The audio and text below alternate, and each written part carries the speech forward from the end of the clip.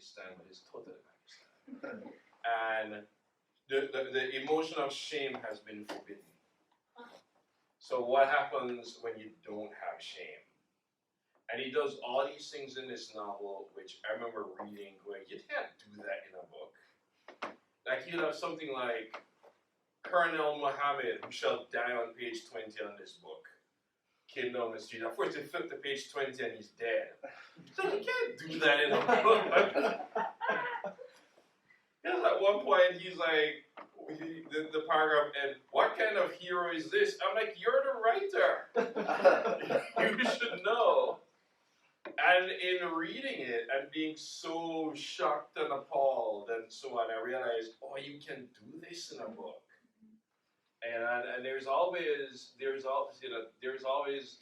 no, it's not just one, there are tons of writers, but you always come across the writer that makes you go, oh, I didn't know I could do this in a story.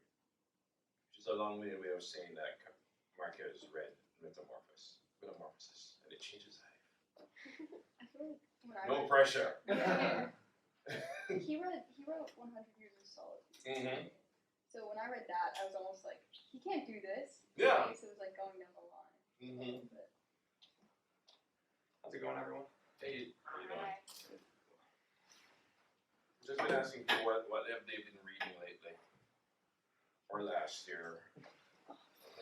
I like how everyone is like, if not English majors, but at least in some way related to English, so everybody freezes up at this question. Yeah. We also had we had an ice cream social a few weeks back, and and the question being asked to get your ice cream was like, name a book, and people were like, I really want an ice cream, but I can't think of it.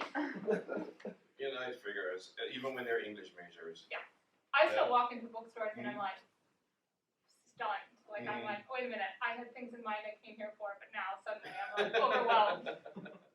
But surely you've all been reading things. Fine, what have you read that you don't like?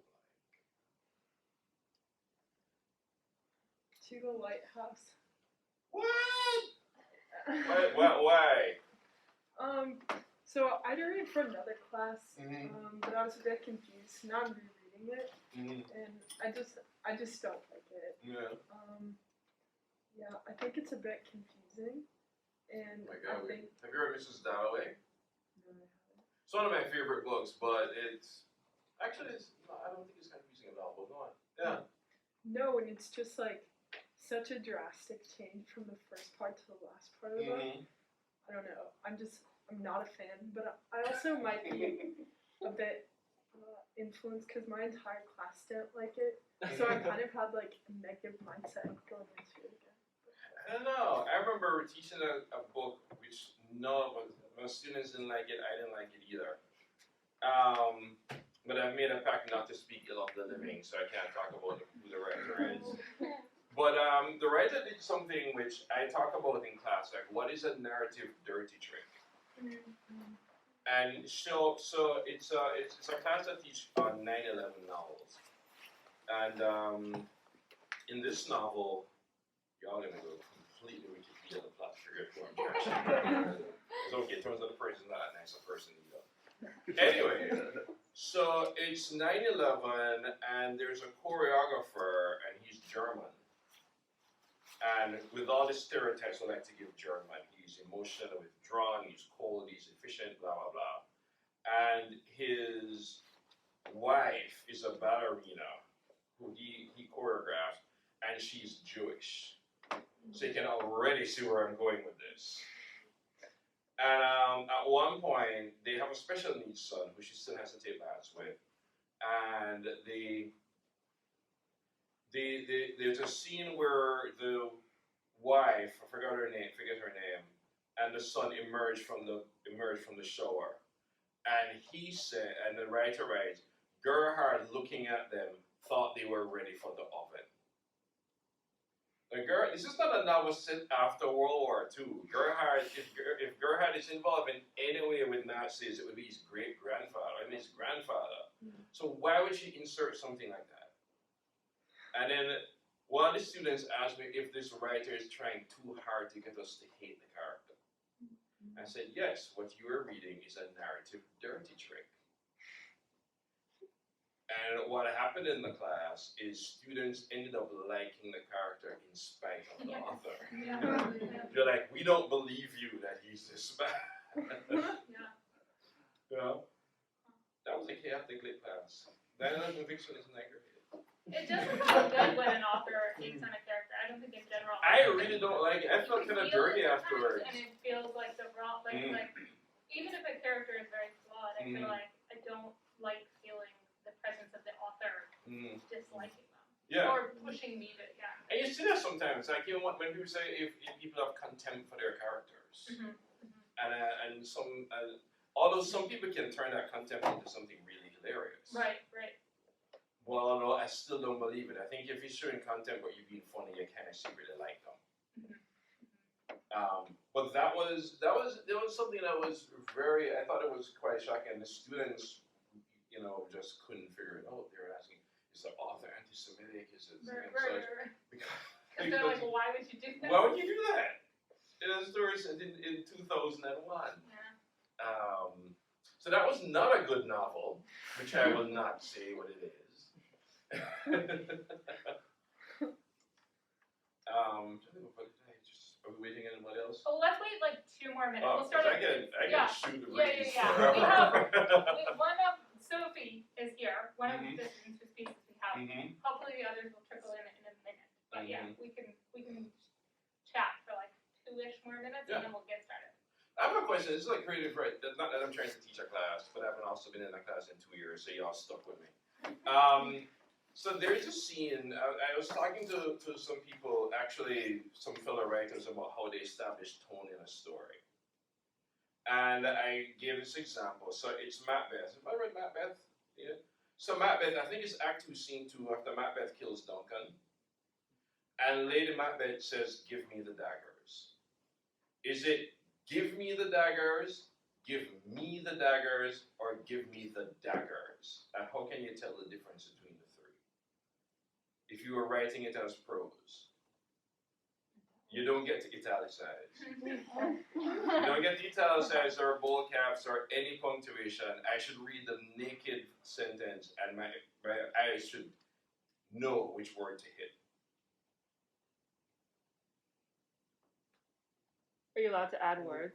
Of course. Give me the goddamn daggers. Oh no, not tonight. You don't get to add anything to give me the daggers. Also, then the emphasis is on goddamn. Yeah. I want to know, how do I get to hit give? How do I get to hit me? Or how do I get to hit daggers? Maybe something about her body, like how she's standing relative to Macbeth. Like, what are her hands doing? We're getting there. Yeah. Because a lot of times when we have a tone issue, like a tone problem, we sometimes solve it by just putting a word and putting the letters L-Y beside it. Give me the daggers, she said lustily. Don't ever use a sentence. But a lot of things that's happening that we use to establish tone is stage business. So how, as you were saying, how is she behaving? What is she looking at? What are you telling me? If Macbeth enters a scene and Macbeth is fumbling around and almost dropped the daggers, the window is give me the daggers because he's annoyed.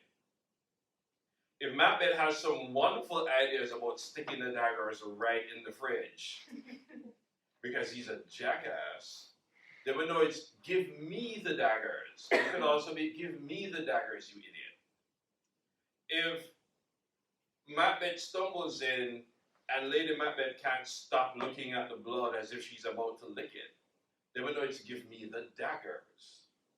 So it's what I'm saying about you can establish tone in a story by what your characters are doing before you even get to give me the daggers, she said lustily.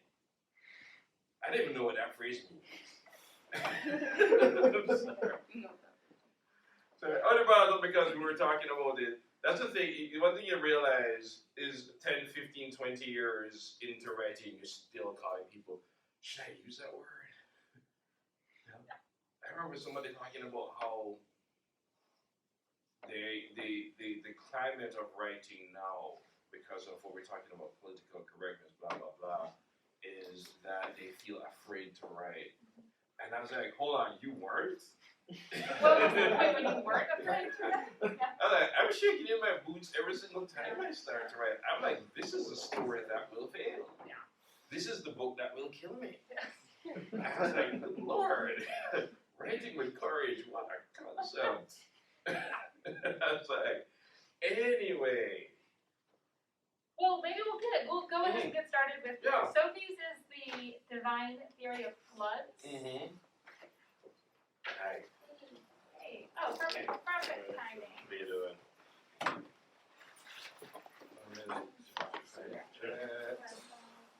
So I do not know what's the format. Do you guys read it all? Do we just go We can straight do into whatever it? feels like, you know, I mean, I think like we probably have slightly different things we do in our, I don't know how big you, so, I'm very curious about how you guys read, because it's all what I'm saying, could someone read, but then sometimes that strikes terror in the heart of the reader. I will often have someone read a bit, have the person who wrote it read a bit from that piece. Ah. We like to start there. But, Mhm. That means the readers don't get out of it, sorry. I was almost going to start talking. Divine theory of foot. Where do you think you want to, where do you like to read from? I could probably go with like somewhere to the end. I think Okay. that's a paragraph on page 11. There's like 2 paragraphs? Yeah, yeah. So this is the 4th paragraph on page 11. Tanjiro used to be a huge show-off. He'd spin the waves into chemiluminescence and erupt from the ocean like lava. The sightseers all gawked and pushed Nikons into the sky, but most were too late. He tumbled back into the sea. But he couldn't have his image printed and reprinted by the American press, so begrudgingly he'd send glasses of water to the photographers' tables at brunch. In one way or another, liquid leaked into their camera bags. This I learned from a retired prime minister living in Dunedin. After that, Tanjiro was easy to track from the news alone, especially because he used to be so much lazier. Once, in 1979, the tourist plane had taken off before he realized. So he tilted the wing of Flight 748 by 5 degrees, and everyone's tray-top beverages poured into their undeveloped film. The airline was positively stupefied. They fired 4 publicists in 2 months. The 5th, a recent graduate of the Haas School of Business, quit immediately. He would go on to expose the airline in a scathing op-ed published in the New York Times. Somehow, he wrote, 36 cans of soda had simultaneously popped and flooded the luggage hold like a Judeo-Christian warning.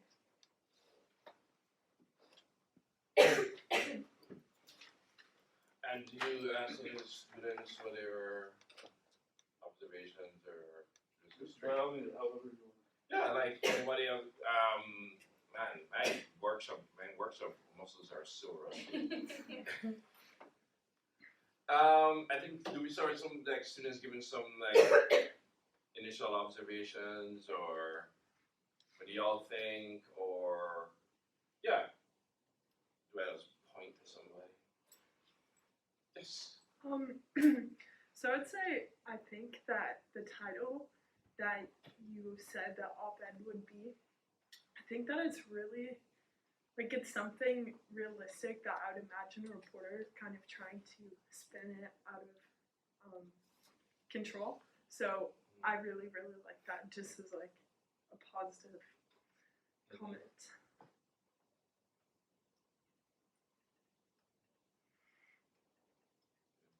Y'all look, you don't know your names. I should have said have them write your names on your laptops. that's true, that's Instead true. of me just going, you. Right. Well, we can also help out with this. Oh, there we go. We know names. Oh, yeah, so name. everyone's read, so There we go. let's get at it.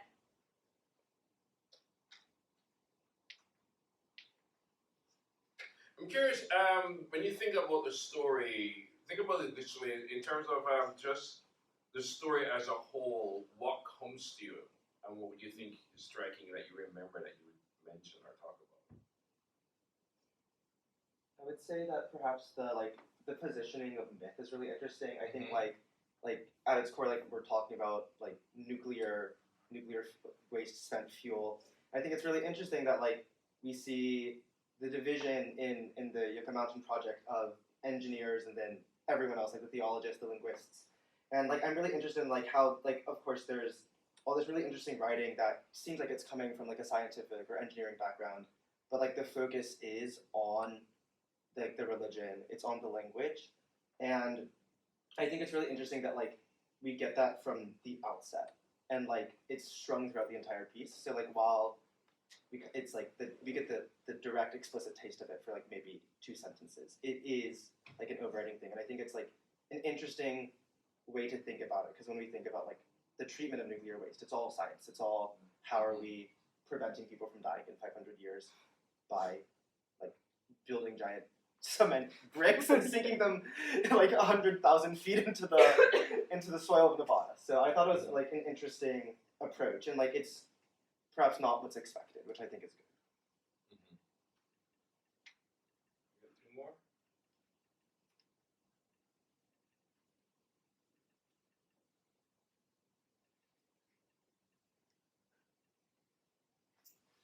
Ari. I like how you have inserted early on certain things, like at the beginning of a paragraph, for instance, that immediately capture your attention before you actually get to make sense of them. So early on you say there are butterflies that still travel 50 extra miles to circumvent a volcano that no longer exists. Little things like that where I feel like it's beautifully written and there's intrigue there, and you don't necessarily know where you're going with that at the outset. And then you see later on how these little inserts actually play a role and get at larger themes that you're pointing to.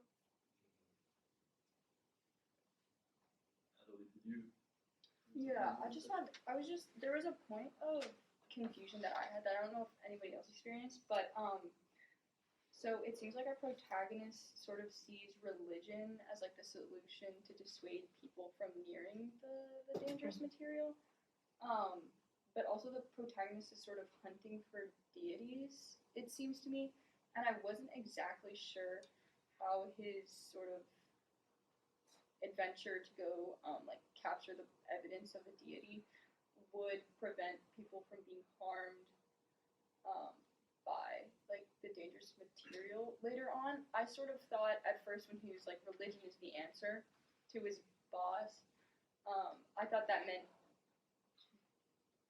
people's faiths could sort of be utilized in like a fearful way towards that area so that they would avoid it. So it would be more material than like a stop sign if they didn't understand it. It's like a religious belief keeping them away.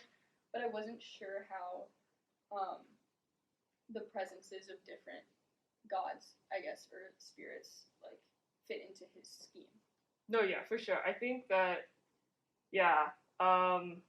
I can definitely add some scaffolding to kind of connect the two, because I really wanted to write about, like, you know, big mythological figures, but I do see, like, your point. It'd be very important to connect, like, how these experiences generally. The way I saw it was kind of like, by encountering these gods, they learn more about how people have worshipped them over time, but that's definitely something I can, like, emphasize and add to. Cool. But any other questions or things that sticking issues?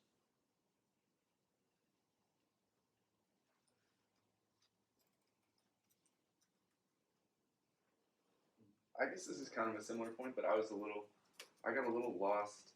I think you've created like a really cool world where they have this big scientific project, but then it's also like with the backdrop of the sort of myths going on. But I had a little bit of confusion because it seems like the boss doesn't have faith in the religious side.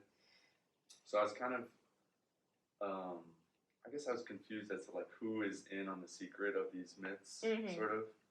And if there's like a tension between the people that sort of really like have seen it and believe it versus the people that don't, perhaps, or something like that. Right. No. Yeah. I started like ideating the story out of like a place of magical realism. I don't think that's necessarily where it went, but I definitely didn't clarify if everyone knows that these gods exist.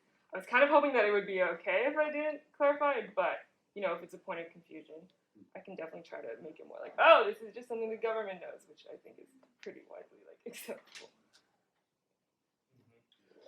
I thought about that as well because I was trying to find what I'm looking at, where you get the sense that the government itself is in this. I'm trying to. Where is it?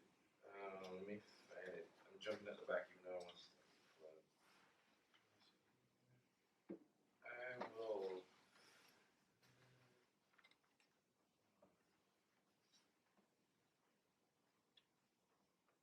Redirecting the bird. Hmm? Little one. No, it was. I'll find it. Actually, I'll just go back from the beginning and find it. First thing I'll say, I don't really like trying to kiss anybody's ass. I actually thought you guys were a post-grad class. When I read the stories, I actually thought this was post-grad. Which is to say, these are all super, super impressive. And when I talk about things, I tend to talk about technical and structural stuff as well as bigger issues. Like one of the things I wondered is if at the beginning that the story didn't start around 4 times. So like each of these paragraphs feels like a beginning. Mm-hmm. So I wondered if that that the story starts off the way drafts start off, where it started figuring out where it begins. Most of our stories start too early and end too late. So I wondered about that because that's still, it makes me wonder also what is at stake for the narrator in the narrative, especially. I think that sometimes is clued in by where it begins and where it ends. I also found myself wondering a lot about the thinking and the people behind the Yucca Mountain project, because what I have the sense of getting is this sort of uncovering of gods, uncovering of religion, but it's almost as if I feel as if if I'm involved in a mountain project, somebody would have sort of known about it. That if our character is discovering stuff that other people already know, and what does that mean? When and where do you think the story is set? Pardon? When or what time period do you think the story is set? Late 1900s, early 2000s. Mm-hmm. Wait, when you said, God, I just realized that's a historical period. Oh my God. I was going to give a long joke about how this was, when I went back to school, this was the first time my Jeff Buckley jokes don't work. And I'm like, God, you guys are young. So I'm not saying this is the beginning of your story, but I was never a great teller of stories is such a strong line that it made me wonder if that line is your beginning, if not that place in the story. But then the character says this, I loved her in a headlong and desperate kind of way, and I wanted to know more of what that means. Like it's one of the things that happens sometimes is we can sometimes lock a reader out of a thought, even though it may seem vivid to the character or to the narrator, but it's tantalizing in a desperate kind of way, but I kind of want to know what that means. Like, Bjork has this song, and she has a line that says, since we broke up, I've been wearing lipstick again. She could have said, I've rediscovered my former self, now that we're no longer together. Which is all subtext with no text. She says it, and she leaves the interpretation of that to us. What she's giving us is the raw data instead of the conclusion or the assumption sometimes. I think that's one thing to think about with lines like that. So this is a technical thing. It says, the temple was the most confused thing I've ever seen. It was starting yellow with scarlet roofs and turquoise trim, the architecture a strange and chimerical blend of east and west. And what I wondered here is that as much judgment of description as it is description? So like it's a startling yellow, but I want to know what's a startling yellow. Is that canary yellow? Is that so on? architecture strange and chimerical. I wanted to know what was strange and chimerical about it. Now, it could mean that the narrator is just judgy. But then I want to know what's behind the judginess. One of the great things about narrators is it's always cool picking up what parts of what they're saying we can't trust. Which is not to say they're unreliable, they're just human. What is it like if what is it that's strange? What exactly is the thing that's blending East and West? Now some writers can do judgment and description together, like Junot Diaz will say something was contemporary Dominican tacky. But then he talks about the disco ball in the middle of the living room. So even though the character is judgy, the raw data, the evidence is still there. I personally still don't think he needs contemporary Dominican tacky. If I said disco ball in a living room, I'm gonna go, damn, that's tacky. But so I'm saying about the raw data and let the sort of the viewer do the work. Not the viewer rather, the reader do the work. One of the things I did wonder though about this story as reading it, if that the real, I wondered if the really passionate part of it were the stories they were telling each other. And is this a story about stories? And I have a feeling it is. But I wonder if it can indulge in that more. I also am very curious about who's telling them. And why are they telling them at that moment? And there's a sense that events in a story trigger stories. And if the story could play on that some more. Of course, the challenge there is, are the stories within the stories more interesting than the story? That's all. It's like when sometimes I have students who invest so much into a flashback. Then I go, why don't you just make the flashback a story? That happens all the time. My second novel is the flashback. After a while, I realized, you know what? I like this a lot more. The novel said in 1838, but I flashed back to 1796, and I stayed there. And after a while, I had to have a reckoning with myself. I mean, you know what? And then so the novel is set in 1791, rather than 1834. Which is not to say that's what you're doing, but I'm very interested in what the line. Oh, here it is. Congress was deciding whether or not to shut down the non-engineering division, frustrated by our lack of numbers and epiphanies. And I really got curious about epiphanies, because it makes it seem as if Congress thought this was kind of a fact-finding or a faith-finding mission themselves, even if they didn't let on. Because it would be very puzzling to go, those two things are so sort of incongruous, but they're fascinating. So it did make me wonder about, with all this science and all these gods and all this religion, if they were hoping for something that the character didn't give, or the people who, that's what was frustrating them. Is Congress trying to find the gods? No, I guess it's kind of like they were hoping for how can we instill fear in or they were hoping for more concrete oh, okay, we'll start brainwashing the people right now, we can do this, it'll last for 50 years, but there was none of that. Curious. So this is the paragraph afterwards. It turned out to be one of the greatest times of my life, largely because I got to be near Violet again. And there I also wanted to know more. Because it says I could listen to her stories in person. Don't lock the reader out of this moment if it's the greatest time of our life.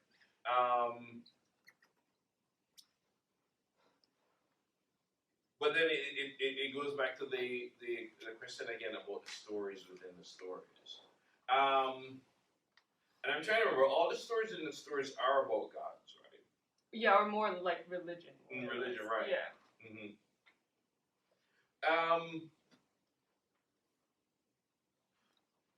I wondered what was driving the narrator to track down the living passengers of Flight 748.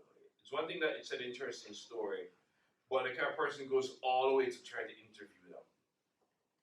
Like it makes me wonder what ultimately this character is being driven, and I still wanted to sort of connect what it is being driven to or driven by.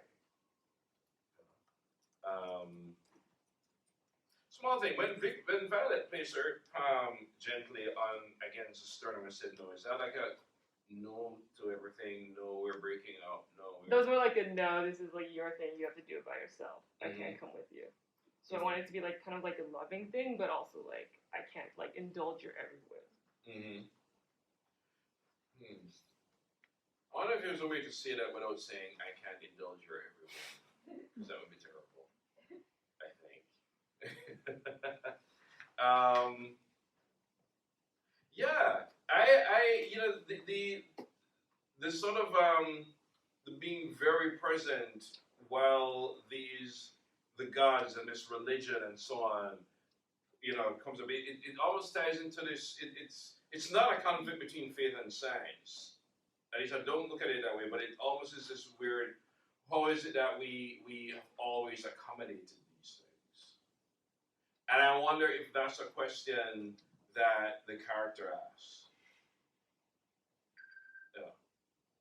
We're out of time. That's kind of nice. So we can be more relaxed in that. But that, yeah. No, but that was actually my final point. I think I touched on everything here. Okay, it was a geek thing. Why do you think the elephants were at the store? I don't know. It actually happened about 2 years ago, and there was like a photo of them like next to a store, and it was like maybe they wanted the fruits inside, maybe they were like just curious. Yeah. No one really knows, but it's kind of cool. I thought that because elephants are dichromatic, so they can't see red. Yeah. So it's like. Right. So it wasn't color. Yeah. No, like it wasn't like in a bullfight that the bull is going towards the red. I'm like they can only see blue, yellow, and gray. Interesting. Cool. Thank you. Absolutely, it was a joy to read. It was a joy to read all your stories. You not postgrad people. We can go with whatever one you have there. Grief. I have Grief is a Stockage by Morgan. Cool. Okay. Hi, I'm Morgan. Sorry I came in late. I had a class and that free it went over time. That's fine. We were just checking over books we secretly hated. Oh, okay. Cool. I figure I'll just start from the beginning, I suppose. Yeah, so this one's called Grief is a Stockage. Over a mouse pad the bank gave out for free at the summer book fair, which sits on top of a laminated trail map to create more barriers between the desktops, cancer-causing, and the table, Zach scrolls.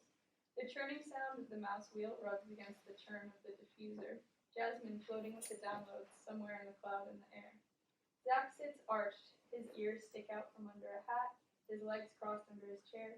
He's grabbing at the looped wires with his feet. The tech zone stays at least 6 feet away from bed. No blue light within an hour of sleep. No more than 30 minutes of leisure screen time per day. Zach has thus learned to type very fast with poor form. He is right-handed and will reach across the whole keyboard to press the letter E, but there is habit and adrenaline in the urgency. Zach is now warming the blue links purple with little hands touch. He reads about the stretch of 108 between Stowe Village and Smuggler's Notch, where an average 8.6 tractor trailers get stuck every year. Once they get lodged in, they block off the road for hours. This one guy, George McRae, specializes in getting them out. He has a towing business out in Milton, and apparently he is both the best and sort of only option in the state of Vermont for it. With winch pickup or even off-roader as necessary, he slowly 30-point turns them out and then pats their back as he nudges them where they came from down the hill. It's like teaching a dog to sit and needing to press on the arch of his spine to send him into the position. Clearly, the drive is hard enough going forward to get them stuck in the first place, but George will get them out backwards, even with a blindfold on, as far as mountain myth goes. George takes the grandkids out for youth weekend every year, waiting for them to get a turkey or something as the rite of passage, so he has patience enough. He also racks in bank for this, thousands in one go. In addition to how indulgently he makes his jolly little alcoholism cower because he does something that would actually make his old man quite proud. Okay, somebody on this side kick us off.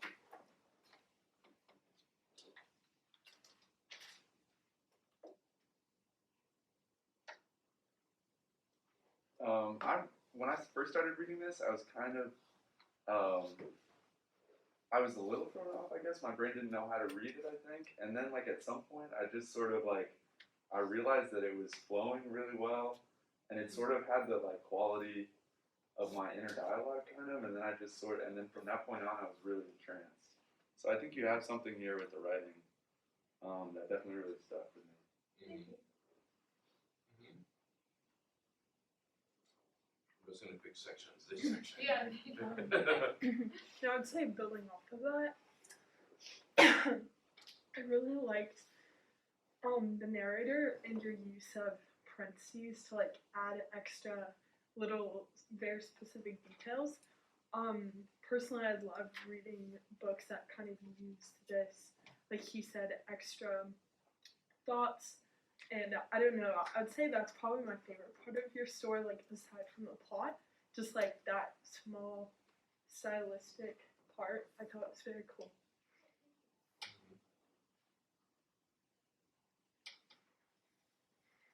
Also, I definitely agree. I think like the way that you write like makes it very like it's like kind of the way that someone is thinking. Even like your story about George McCrae, like you like include like things like really or like apparently and like those like little phrases like make it seem like very casual and like really help the story flow.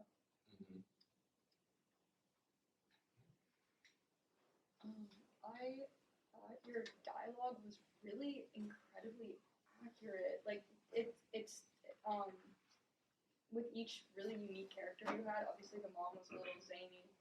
Zach was doing his best, and then there's the guy who removes the stoppages, and then the truck driver that gets stuck. And well, I am from Appalachia, so like it sounded so real to me, especially the little eccentricities, like the way that the mother speaks. I almost feel like I am talking to a sort of like new age yogi kind of like she was telling me how much their wet eyes speak to her when she paints them. It was gorgeous, a really good soul. That just it felt really, really right. So I just kind of trusted the narrative from then on.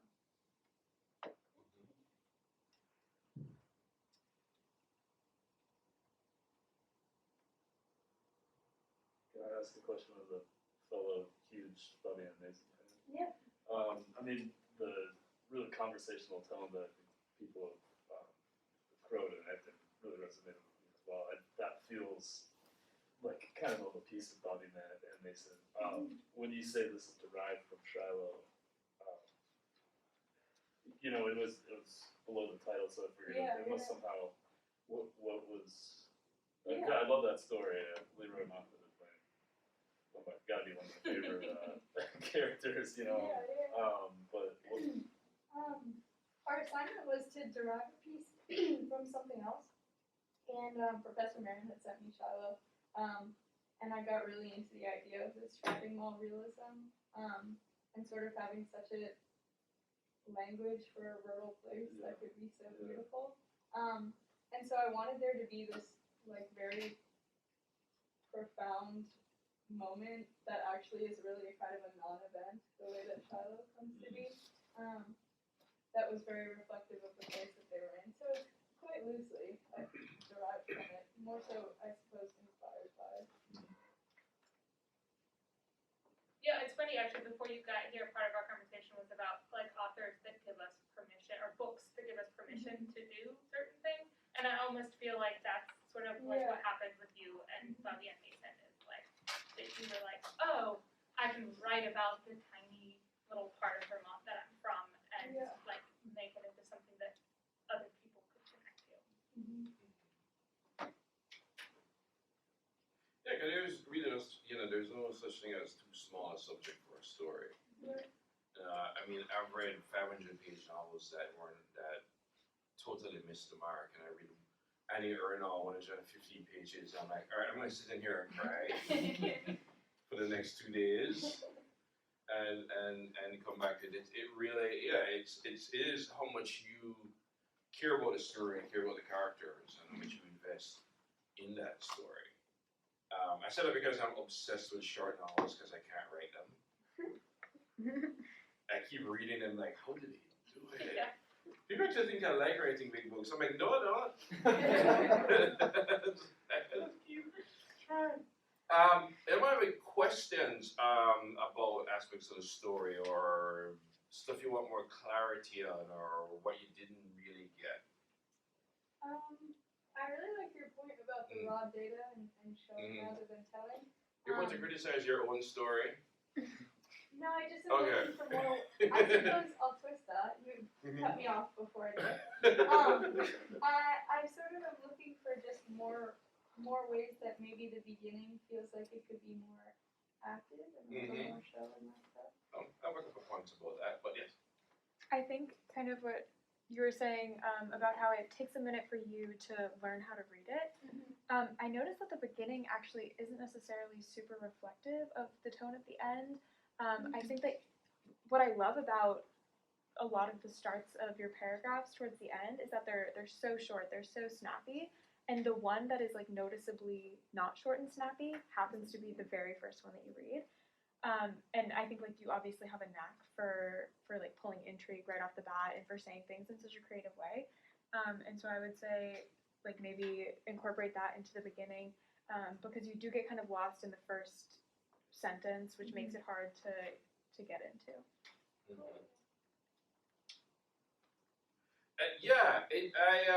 I had the sense of George McCrae being almost a kind of, not necessarily a symbolic character, but certainly he embodies a kind of a motif in it, which I really, really like.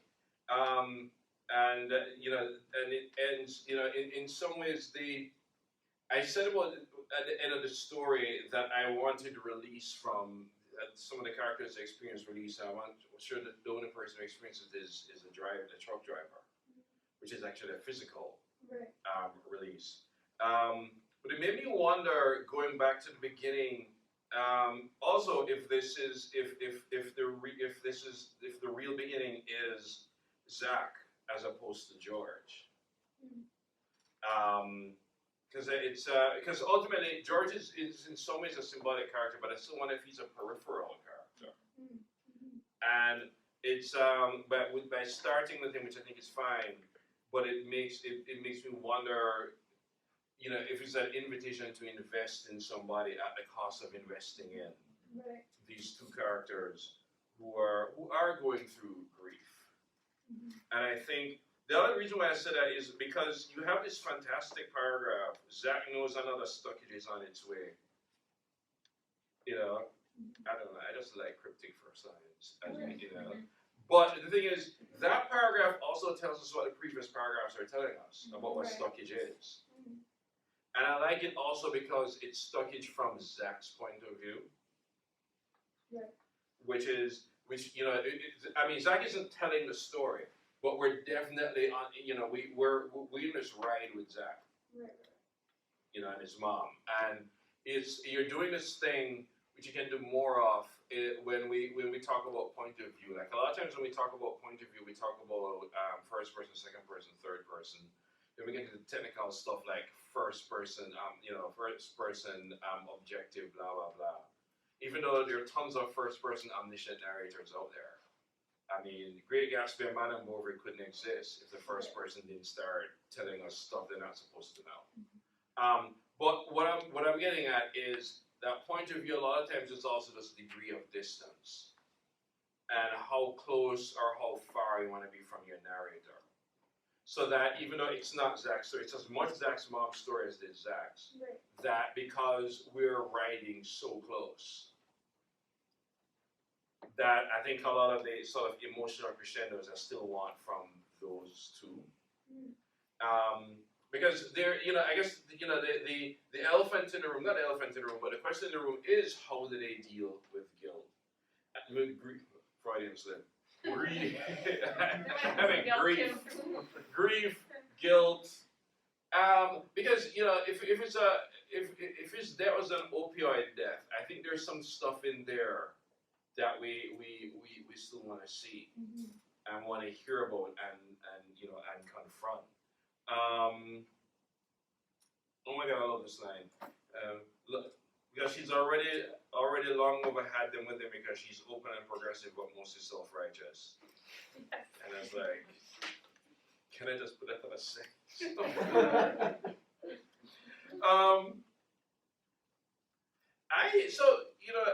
Another great line I like. The tourists were pretty good this year, all things considered, because the leaves weren't their best.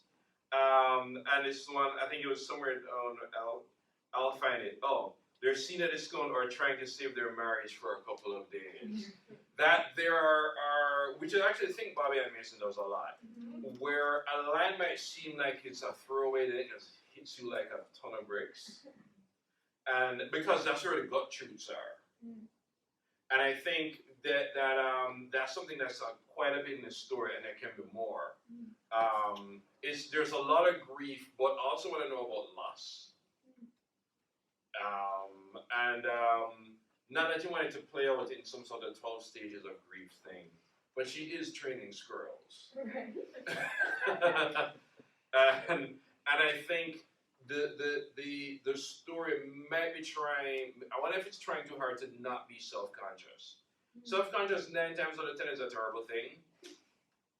But I wonder if a consciousness of how grief has driven them to a kind of oddness would be interesting.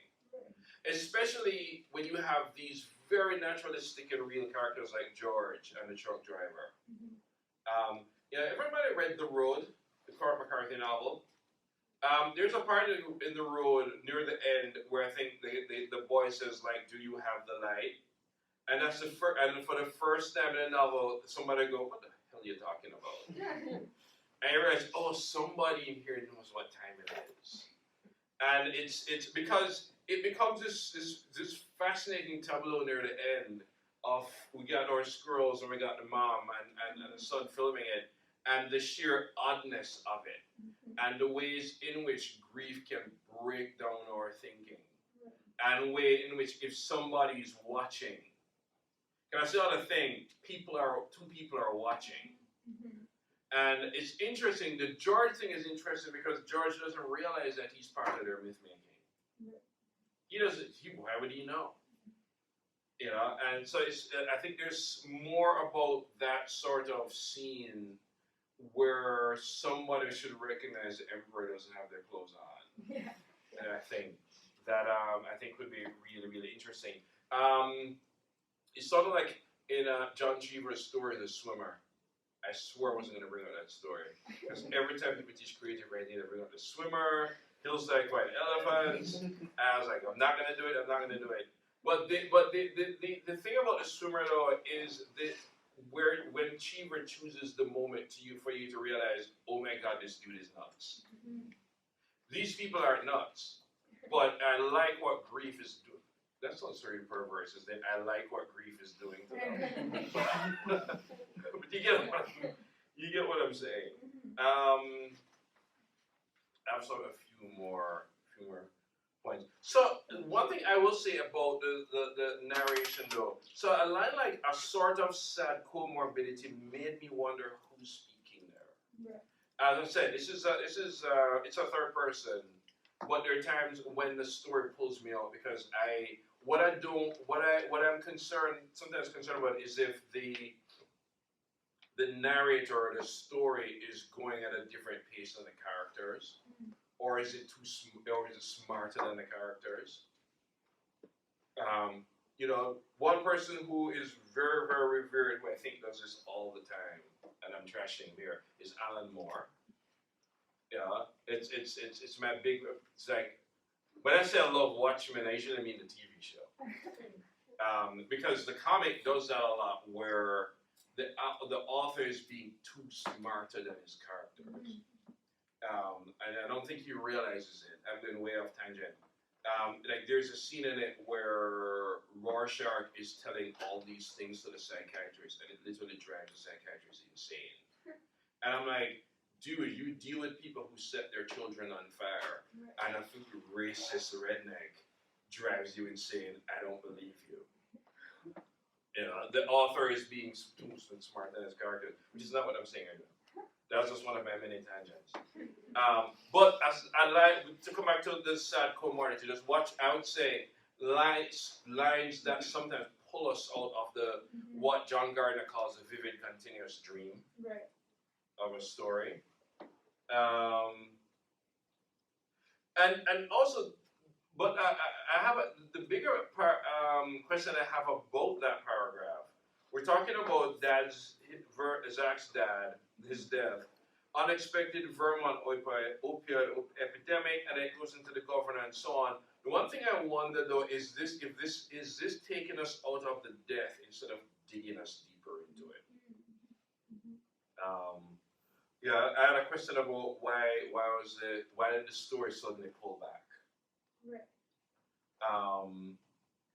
And it could have been a choice, but then the sense of global scape of a problem, I don't think it appears anywhere else. So it did make me wonder if we should be digging deeper here instead of so on.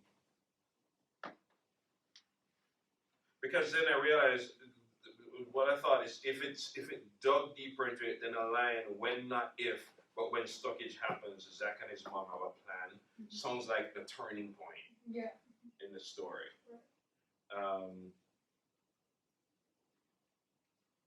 This is interesting. This is the last great thing they can do together like this, and I wanted to know why and when did they both arrive at that this is it, that this is their moment. And that could be something really, really interesting. I felt like there was more here. And so the fact that they're hurt, but they never really see it, we'd love to see how grief drove them into this kind of oddness. Right after that, there's a line that says, on the grandest stage of the state, at the site of the last stockage, where we face the greatest tensions, who's we? I think Vermonters. But that's sort of unclear because I don't say it in the right words. Well, you don't want to say Vermonters. Right. It made me wonder who the we was for, for a section. I did wonder if, let me see if I remember this part about the Zach is in school as one class. I wondered if this should come earlier, so it doesn't feel like a by the way moment. I think that there's a certain rawness to their grief and their actions, and the thing is also to remember Zach is what 11. Like 12. So yes, we're talking about epiphanies, but there's just so many epiphanies an 11-year-old can have. Right. What do they have in the opposite of that? I'm curious about how being unmoored treats somebody when they're how does being emotionally unmoored at 11 feel like? Does George McRae become a kind of father, if not father figure, a heroic figure? But then I wonder who the news of is, because you're slipping the alcoholism thing, and I wondered who that detail was for. Because if we're playing so close, because I think the story is at its strongest when it plays close to Zach. Right, okay. So I'm not sure then if we're playing close to Zach, if alcoholism serves him in any way, even though it does deepen George in a way.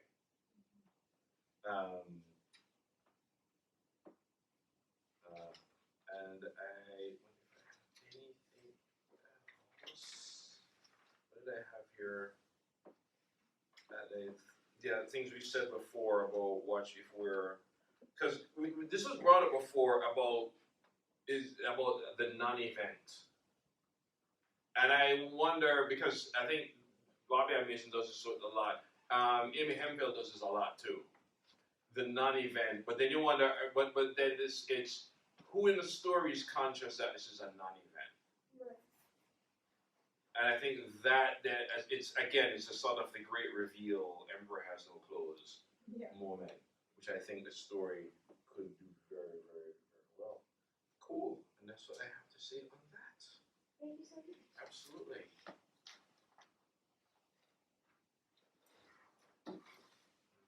I was saying to those of you guys who came in late that I actually mistakenly thought this was going to be a post-grad class because of the quality of the writing. Which means you don't have to. It's fine. I teach undergrad as well. Some students, yeah, take a year, take 2, take 3. Don't take 15 like me. Because all my friends are 15 years younger than me, and I keep remembering that when they're telling me stuff. I'm like, oh, you're just about to go through that?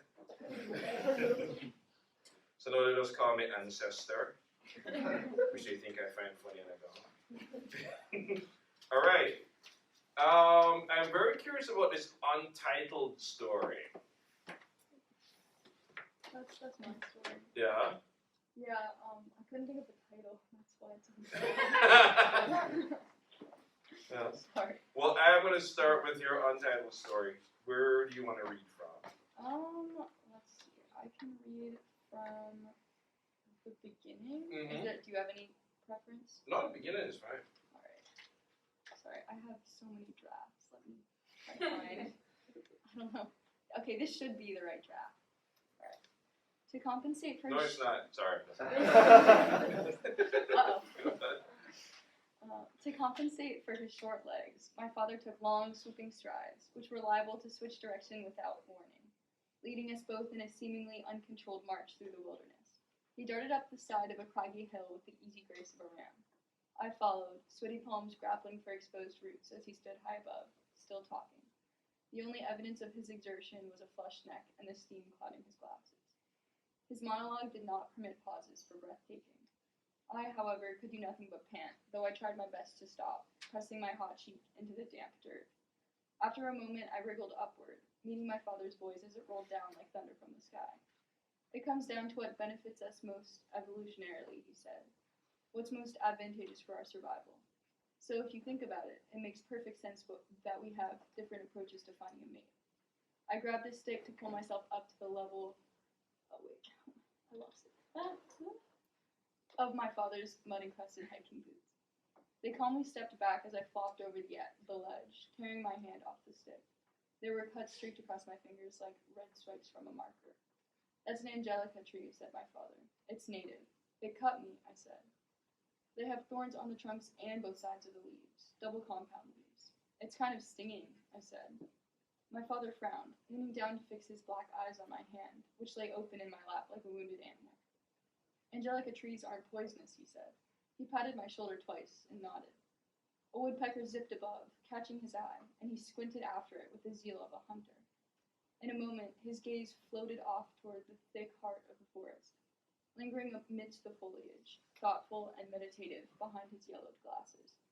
His hand, forgotten, dangled near my back. He blinked and looked down at me again, a mocking smile starting to tug the edge of his mouth. He was waiting. I got up, wiped the blood on my leg. It was drying, sticky already. And I don't know, is that where the page ends for you? No. It's a little bit past the first. I can keep going. You don't have endless opportunities to procreate, he resumed, wading ahead into the sea of ferns. The eggs you were born with are finite. You're losing them every month.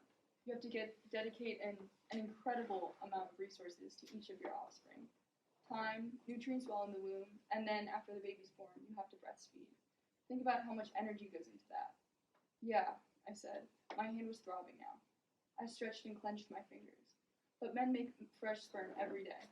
If the goal is to maximize our offspring, the most effective way to do that is to fertilize all of the available fertile women, right? I trotted on behind my father, biting the inside of my cheek. Right? He glanced back, stern-eyed, holding mine. If that's the goal, I muttered, splaying my fingers out. Fresh blood welled up in the cuts like droplets of red paint. So naturally, we'd be endowed with different urges, which would facilitate our reproductive interests. Women seek men that can protect and provide, and men seek women that display signs of fertility. So while women are drawn to men because of their strength, men are more visually stimulated. My father talked over his shoulder, lunging through a waist-high quilt of fiddleheads. A path of damaged spirals lay in his wake, which I reluctantly retrampled. Less discerning, you could say, if you're arguing against men. More focused on the physical appearance of the woman.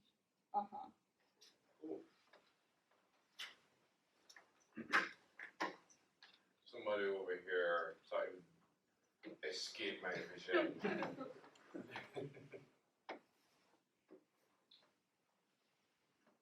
I like how you really brought in like the traditionalism that kind of is not really spoken about and addressed nowadays. I think it really adds to the contextualization of what the characters are looking for in a romantic interest. So.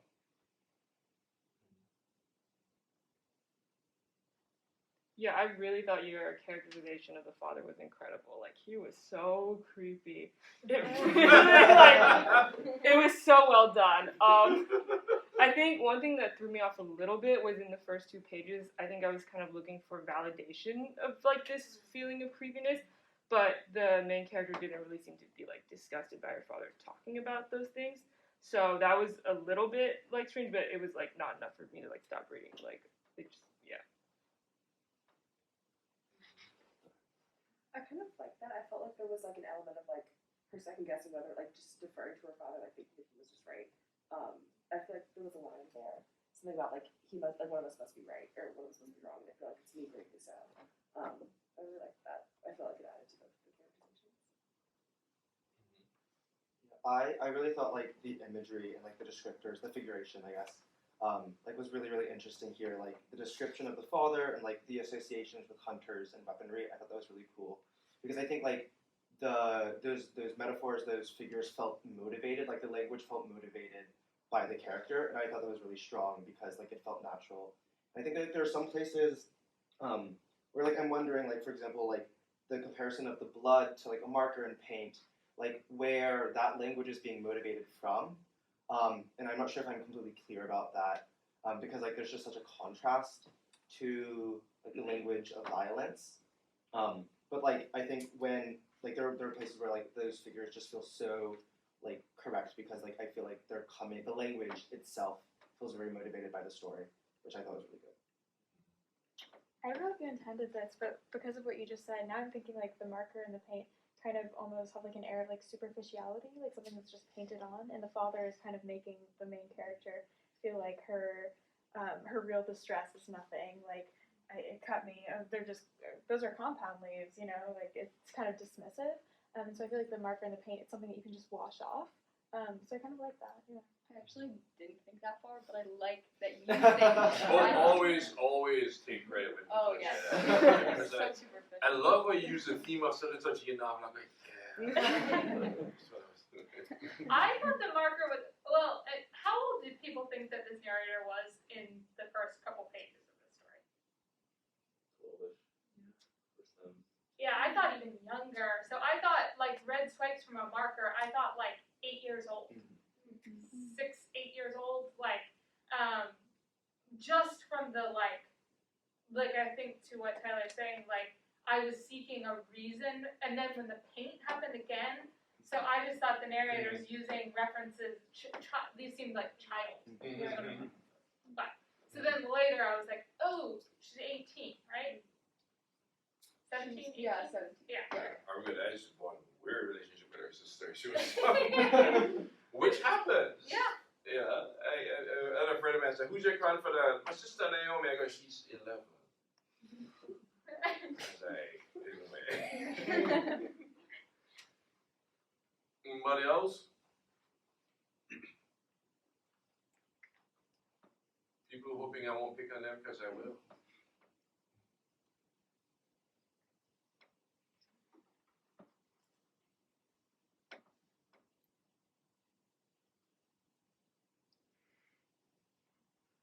What about questions about the story? Or things you do? Sticking points.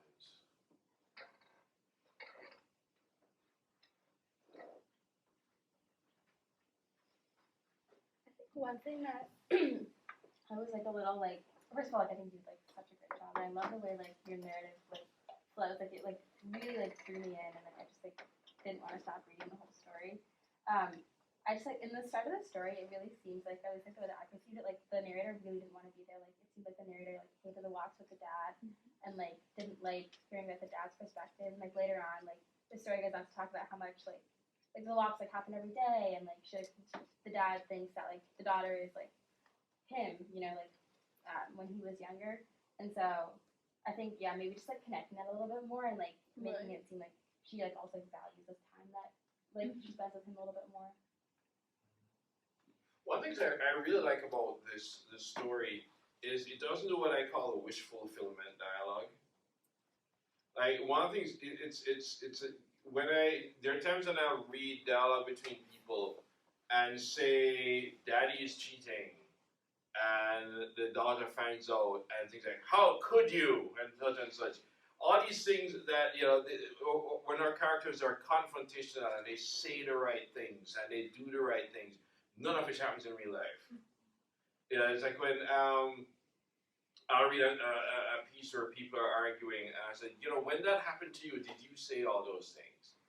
Because I remember for example, the first time somebody said something racist to me, I thought, I was ready, and so on. And instead, I chuckled, then went home and cried.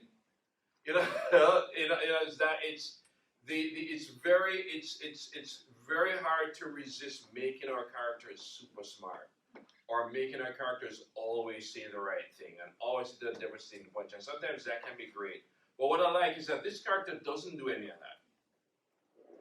Even when the character's thought process is clear for her, and sometimes even her, I like how she is kind of a muddled thinker. And I like that she doesn't have the right thing to say. And I like that the situation she's in almost kind of paralyzes her vocally, which I like quite a bit. One of the things I wondered is, so the opening scene with this long dialogue, which I think is wonderful, even though I do think it can be compressed a little bit. I think it can be a shorter and cut to the point. But given that, so this walk happens after she sees him, and that's fine in terms of structure, but I do wonder if the significance of what's happening in the scene only really happens to the character and not us, not the reader. So if this scene happened after we know what happened, the first thing is that one, we'll look at everything that's said in a different way. Two, you have to be more careful with it so you're not banging something over the head. Because there is a line that I think works, but it works because of where you have the scene. Where it doesn't seem as if you're sort of where it doesn't seem like you're sort of spelling it out, which wouldn't have worked if it was in the normal order of the story. But it's something to think about, because it's when I realized what was happening, I did feel, I wonder if I was sort of locked out of what was really going on emotionally, because I didn't know this. I didn't know the build up. I didn't know what was at stake in that walk. That she's going to get some truth, and all she end up is literally blood on her hands, and him grandstanding and intellectualizing something because he's trying to almost sort of force her into a corner that makes her silent. And then she spends the rest of the story in a kind of silence.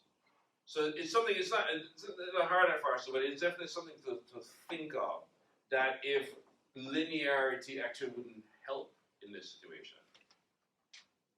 But as I said, if you're going to go for linearity, it does mean to watch now for lines that in this thing may read like ironic, but in linear would read as heavy-handed. Let's see, what did I have here? There's trying to find an actual line.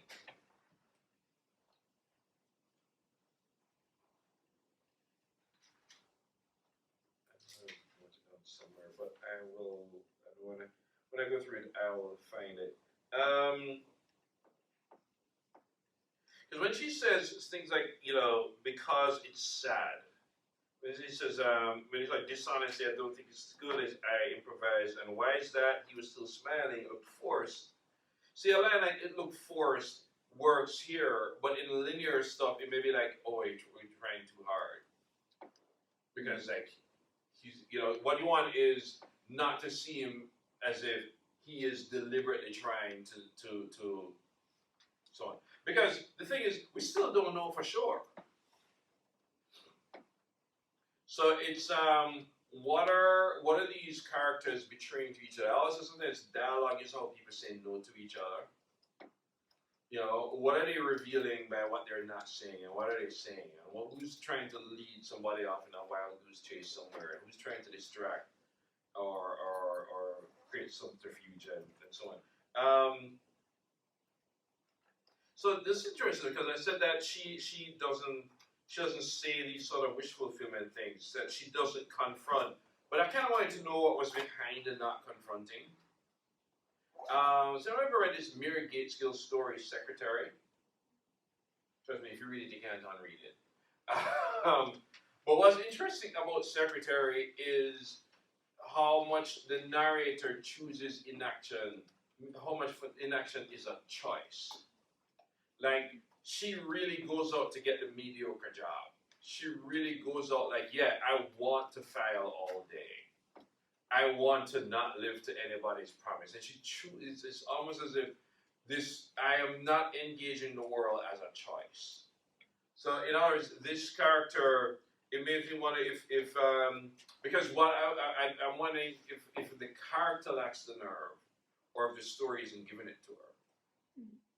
There's something to think about. So if she is the type of person who doesn't have that nerve, I think the story can go into that.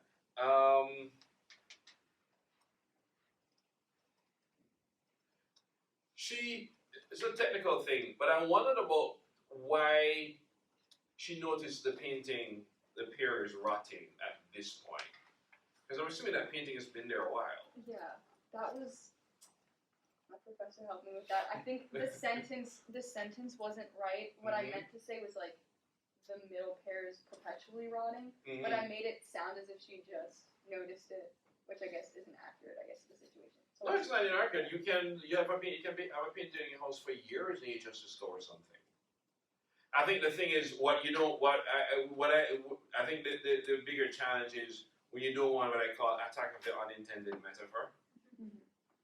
Where what you don't want is that, like, I am being significant here. So, which is true, which is a very wise instinct to avoid it. But it's still, there is still, it's not a hard and fast. There is still a way in which the mood you're in and the situation you're in makes you look at something differently.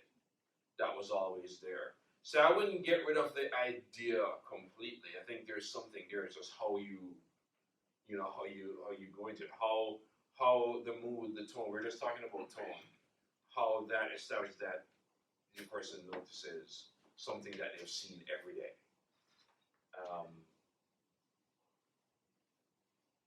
So some of the things, because which time do we have? 2 minutes and 20 seconds. For the whole class? No, Oh! for this one. I was gonna go, man, I was gonna be one speed Right. workshop. No. Like, so what, roughly 3 minutes. for Okay, this that's one. enough. Yeah, I have a lot more points. But I'm gonna give you guys these if you want them. So what I was saying about what I like the Janice's sort of failure to act, but I also wonder sometimes if it translates into a kind of locking us out. Like, for example, I've been trying to read my book. I'm dying to know what book this is. But the scenes, although objectively interesting, fail to retain my attention. I want to know. I'm like, I'll bet she's reading that damn Wuthering Heights. Not Wuthering Heights, but it's a Which secret. one is it? It's a secret. Gossip. I think later Personal it living? doesn't it mention that it takes place in Moscow? It mentions Russia, like, Yeah. Moscow. There are so many Russian writers. Best one. God, I was, I was hoping it was some other living so we could gossip. Some of the things like that. Objectively interesting. Here she used finger quotations, which is cool, but I'd rather know what the gesture was, because then it feels like, again, more of a narrative thing than a character observation. What do you mean by that? So? Meaning that, is that something somebody would use in natural speech? She use her finger quotations, or she just like, yeah. Actually, I have no idea what to describe that either, so I'm going to leave that. What did I? Oh, see what I'm saying here? See a line like this. Yes, said Lily, biting her lip, and you and Dad were acting so strained. That if this section end up afterwards, then a line like that starts to work too hard. Mm-hmm. So that's something to bear in mind if you do go more linear. What else did I have here? I think there are certain pages that definitely could be compressed. The dialogue can be sort of tighter, especially when Janice and Lily have that conversation. I think it's a shorter dialogue, but it has, with all the punches that it's packing, that Lily figures out something weird is going on, but can't quite put a finger on it. That's the cool thing that's going on, is that the only person who knows what's going on is Janice. And she is not talking. And she talks to the older one who's not talking. Everybody's talking. Everybody's talking. Janice is the one who's not talking.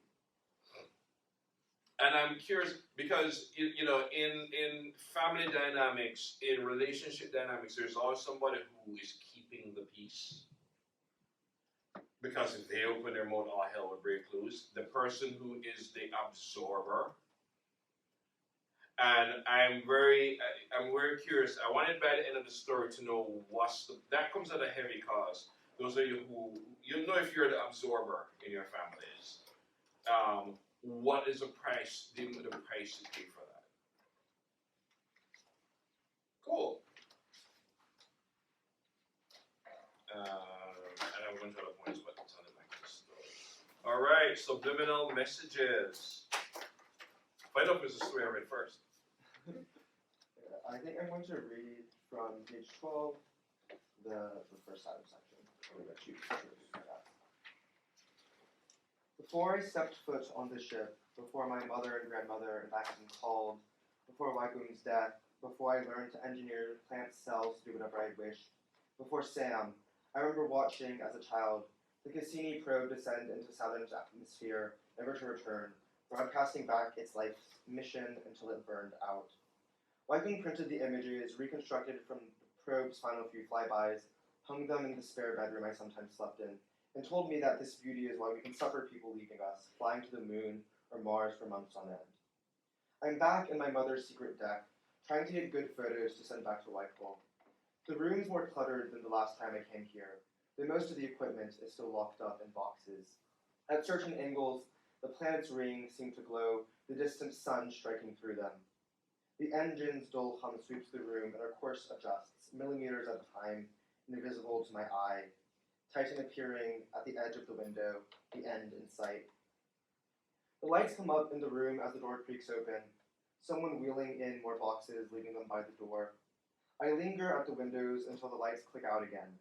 Not moving, watching us slowly close in on our target, I snap a few more pictures and forward them to Whitehall. I drag them into my messages with Sam, but don't hit send. Whitehall's response comes 3 hours later, a string of messages and another picture of her and my mother in between missions. Those rings are so beautiful, she writes. I wish I could see them. Then, tell your mother how much you both matter to me. And, I'm scheduled for another surgery tomorrow, last minute. I know your ma's busy, but tell her for me, please. Don't worry, Heron, she writes. I love you.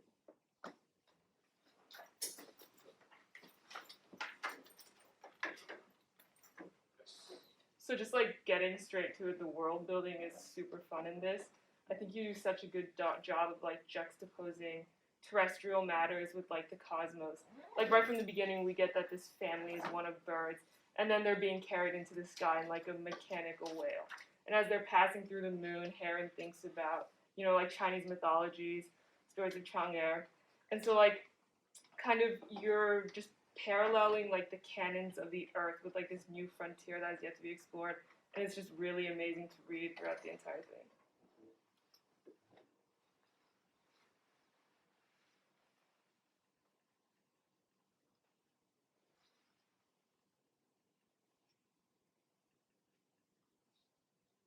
I'll go up once.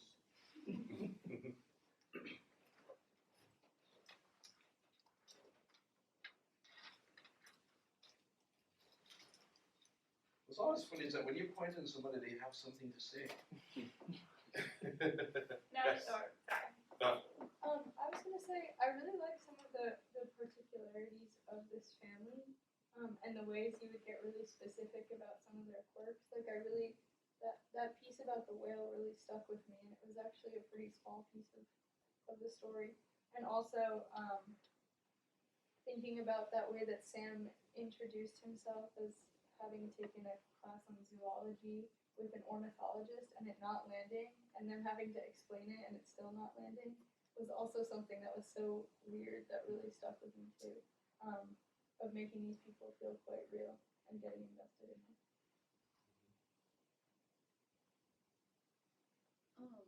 I was really interested in Sam's character because it seems like the protagonist and Sam both have their like niche interests.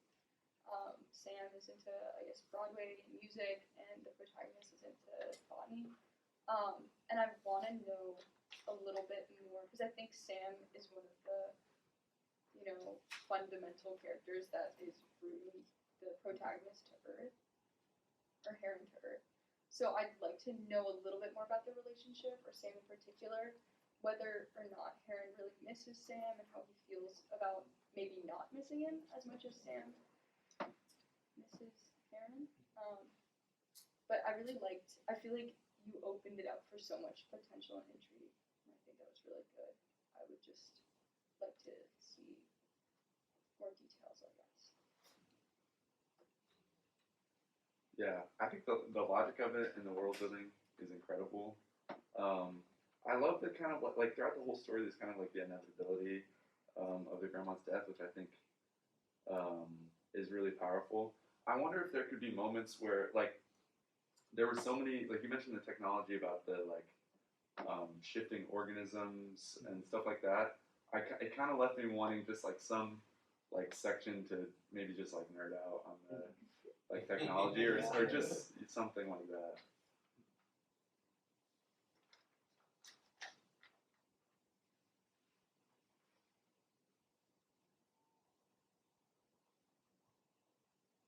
The section you read actually, I'm always this kind of sweet spot between literary fiction and sci-fi. I could read this for hours. And I think the thing that you're doing so well is making the world building feel organic and kind of lived in. If that makes sense. The section you read has so many of the story's themes wrapped up in it that I wonder if this passage about. Sorry, I scrolled down just because I found myself reading the story again. But that we live in a world where people are gone for long periods of time to other planets. That strikes me as something that really resonates with a lot of themes in here. And I wonder if it came sooner. It's already slang, but. I mean, you hit upon something there. It's a tricky balance when we're doing,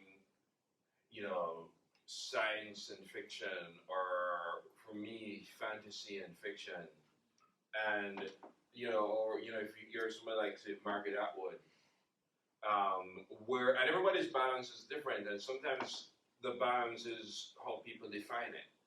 Like, I don't think Margaret Atwood think there's much difference between her and Ursula Le Guin, but the publishing people do.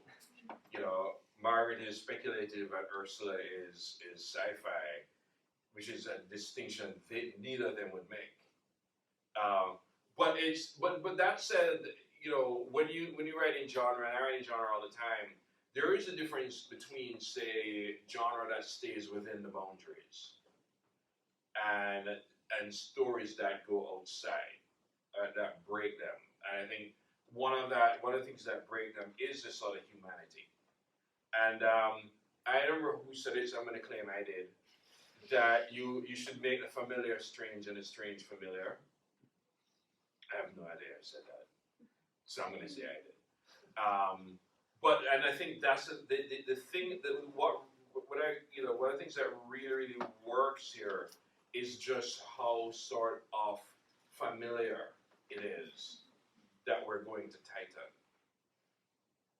And it's very easy when you're playing with, when you're playing as a fighter, so because writing is play. When you're writing in sci-fi or fantasy or historical or detective, it's very easy to end up a tourist in your own story and to describe things as a tourist would.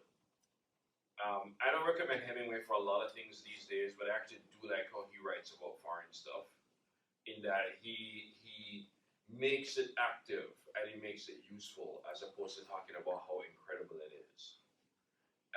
The question, of course, is what if it actually is incredible? The fact is, it is incredible going to Titan.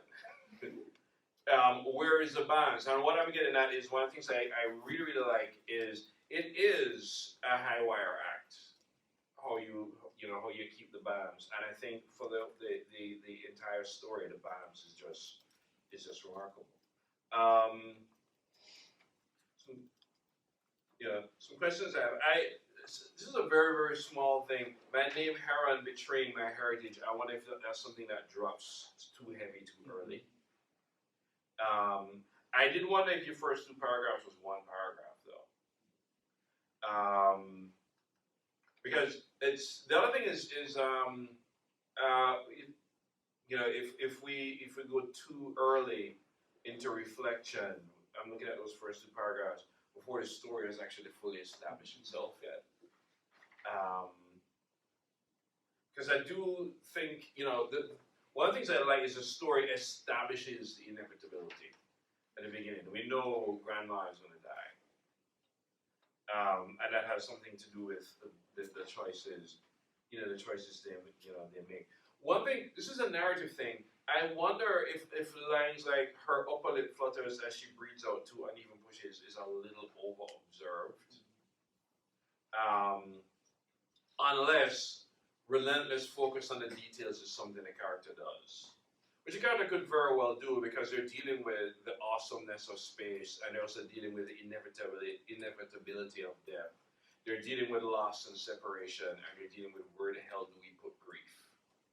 So if this is a person who zeroes in on minutiae as a way to cope, I think that can be really interesting, but it can be more conscious with it.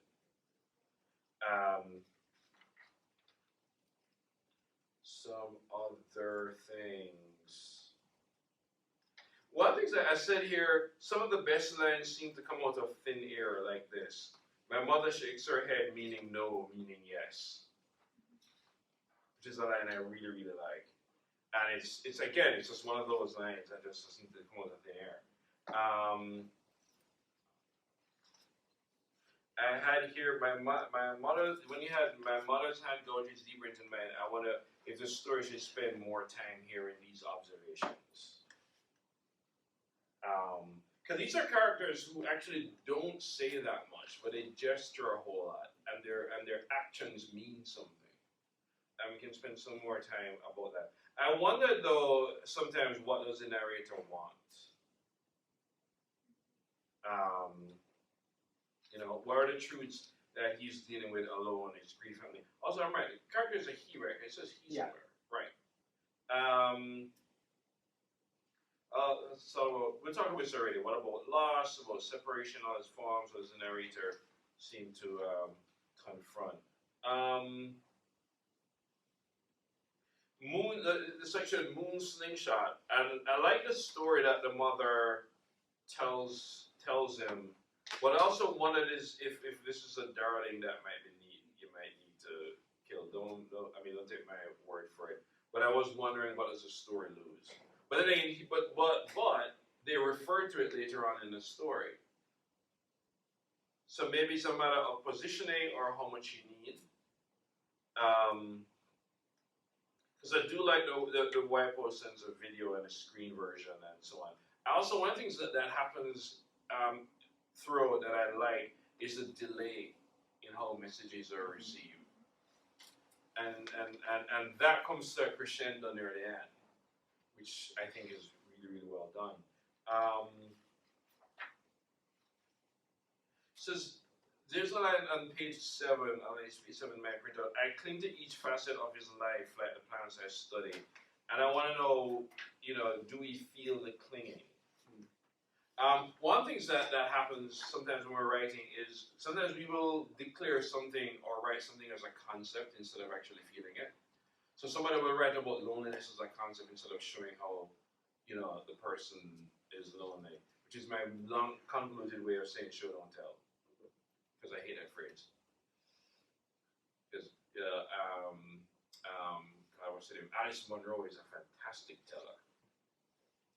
Marquez is a fantastic teller too. So it's not always a show don't tell thing. So what else I was thinking of. So one thing I wanted about this the narrator is I wondered if all types or most type of personal news he processes the same way. And that main one is grief, scientific facts, stuff about the plants, distance. I had a feeling that he was kind of processing them all in the same way. And that's something to think about. How does he react to these different things in different ways. I had a question, two things here. Because I did write, because like here when this is, we're talking about observation, or maybe over-observation, if that's a part of the character. It talks about grandma mud cakes the bottom of her white boots, leaving small footprints wherever she walks, which is a great detail. But I wondered why the character's eye drifted off to it. So it just becomes observation for observation's sake. So when Sam is saying Heron, is he trying to break the news that grandma's dead, or are they breaking up? I think it's kind of like I guess an inability to communicate something. I think like the fact that it goes on for like, I guess hypothetically it's like 12 hours, I think, because it happens 4 times. Right. Is that like they both know there's something that maybe they should be doing but they can't do it. I think like again with like inevitability, that perhaps that's what's supposed to happen there. I don't know if that lands, but yeah. It made me wonder. I just found myself wondering, what is it that because he could have said something else other than Heron's like almost like as if he's trying to get Heron's attention, right? Even though where's Heron going? So it made me I almost thought it was almost a breakup or something, but I wondered. I like it because it's a climax of these sort of very delayed kind of messages. But one thing that happens sometimes when a message is delayed is that we start to fill in the blanks, and we're half of the times we're dead wrong. But what is it? Is there a kind of a fear or a dread or a sadness or even a relief that is coming from from him filling in blanks or when what's going on in that dead space? And that is what I had. Thank you guys so much for allowing me to read your stories during the university.